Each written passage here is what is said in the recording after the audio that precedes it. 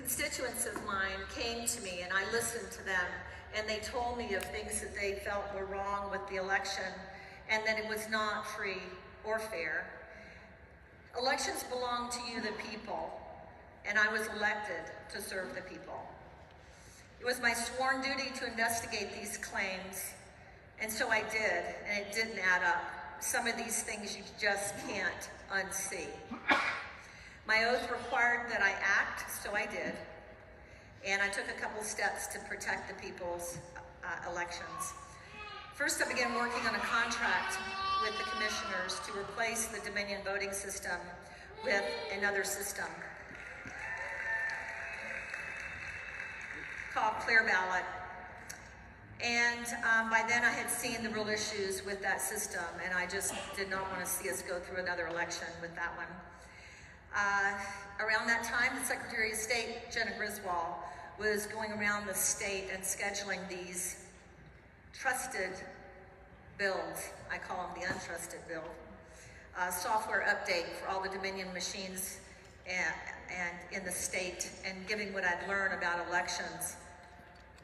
I was concerned that something was going to be done to our data. So the second thing that I did was I stepped out to preserve evidence.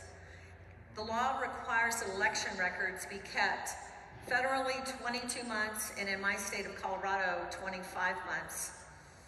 And this update was happening just 6 months after the 2020 election. So I arranged to have a forensic image. It's like a snapshot, before and after they did this trusted build. When the cybersecurity experts compared the two backups, their findings more than validated my concerns. I have 80 pages of our first report, and I would encourage everyone to go on and look at this report. The Dominion Trusted Build update deleted more than 29,000 election records that are required to be preserved by federal and state law.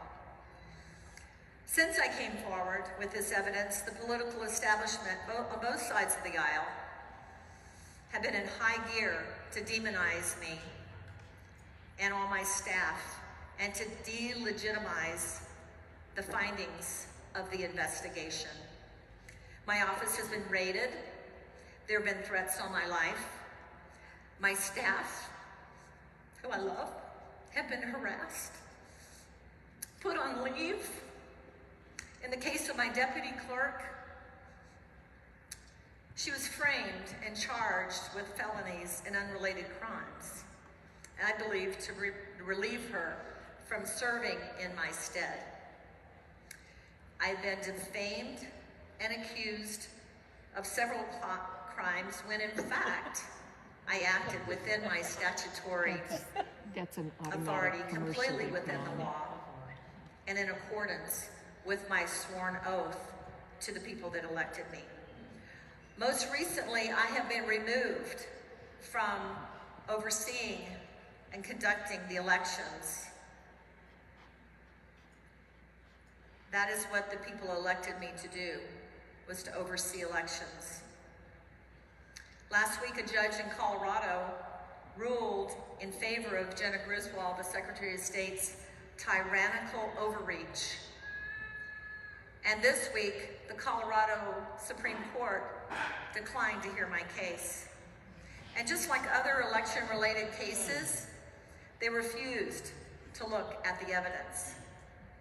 The ruling is based on statutory technicalities rather than law and rather than merit. Regardless of the lies and attacks, I'm so grateful that I took the action that I did.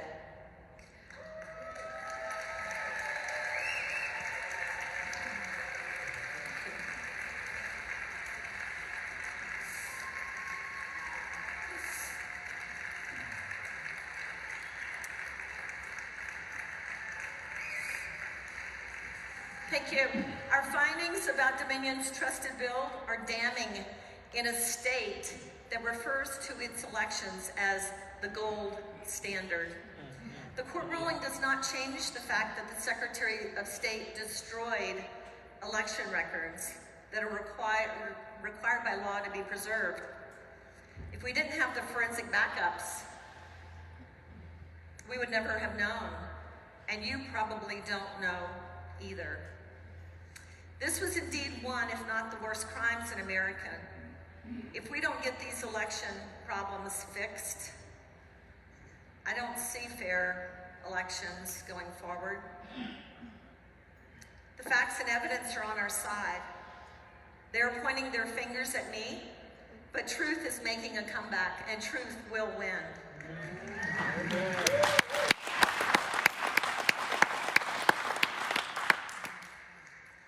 The only way to take our country back is for all of us to rise up to the occasion and get involved in this fight. This is the greatest nation in the history of the earth, and we will be victorious in ensuring America remains for our children and our grandchildren and for generations to come. Thank you for letting me tell my story, and God bless you. Ladies and gentlemen, Tina Peters. Ladies and gentlemen, one more time for Tina.